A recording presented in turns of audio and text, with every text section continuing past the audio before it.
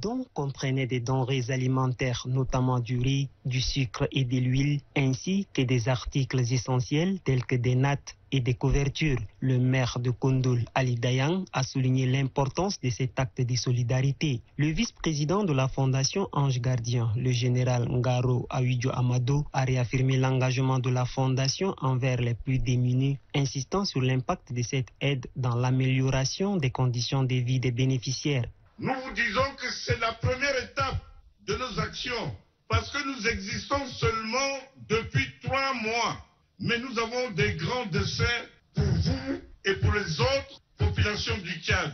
La plus belle femme du monde ne peut donner que ce qu'elle a. Alors, avec les modiques moyens disponibles, nous avons dit qu'on vient à Koundoul partager vos malheurs, qui sont les nôtres d'ailleurs.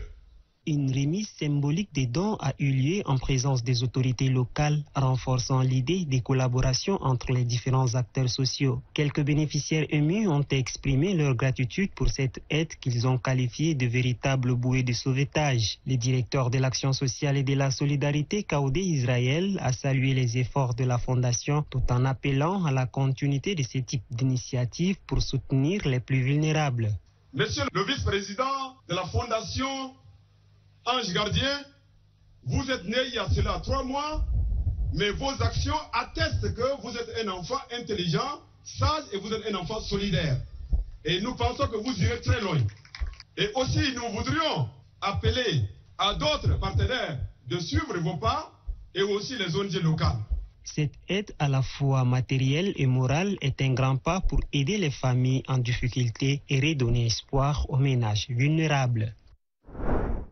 Le cadre de concertation et de réflexion pour le développement a organisé une visite visant à apporter un peu de réconfort aux mendiants des sites de Farsha. L'objectif principal de cette visite est de redonner un peu de joie et de dignité à ces enfants en leur offrant non seulement des repas chauds, mais aussi un moment de partage et de bien-être. Le CCRD se montre fidèle à sa mission de promotion du bien-être des enfants en situation de vulnérabilité, a ainsi distribué des repas nourrissants, offrant à ces enfants un réconfort. Le CCRD a souhaité à travers cette démarche sensibiliser l'opinion publique à la situation de ces enfants et rappeler l'importance de la solidarité communautaire pour améliorer les conditions de vie. La présidente du CCRD, Fatima Diada Kampar, a déclaré que le rôle de son organisation est de venir en aide à ces enfants, non seulement en leur offrant un soutien matériel, mais aussi en leur montrant qu'ils ne sont pas oubliés, qu'ils comptent et qu'ils méritent mieux. Au-delà de cette visite, l'association espère également pouvoir jouer un rôle dans la recherche des solutions durables pour améliorer les conditions de vie des enfants